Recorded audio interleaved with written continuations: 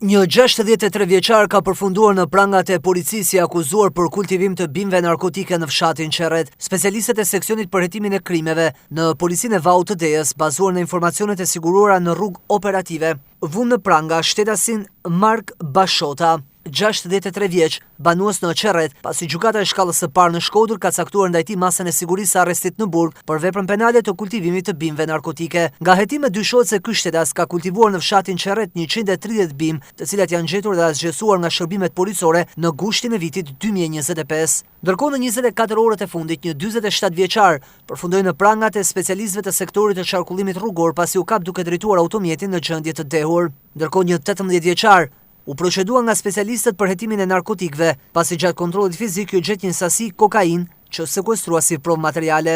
Në Vallën e Dejës u procedua një 37 vjeçar banues në mjet, pasi dyshohet se është larguar nga banesa bashkë me fëmijën e mitur pa miratimin e bashkëshortes, dhe një 34 vjeçar pasi është kallëzuar nga një tjetër bashkëshatar i tij se kamerat e vendosura në banesën e 34 vjeçarit filmojnë edhe pronën e tij. Një 37 vjeçare ka kallëzuar në polici se i është hapur një adresë në rrjetin social TikTok ku posedon përmbajtje fyese dhe denigruese.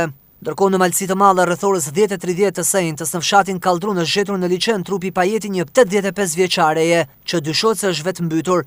Gjatë kallëzimit vajza e saj ka bërë me dije se shtetësia në fjalë është larguar nga banesa, ndërsa vuante nga skleroza. Për të gjitha këto raste materialet i kalohen prokurorisë për veprimet mëtejshme.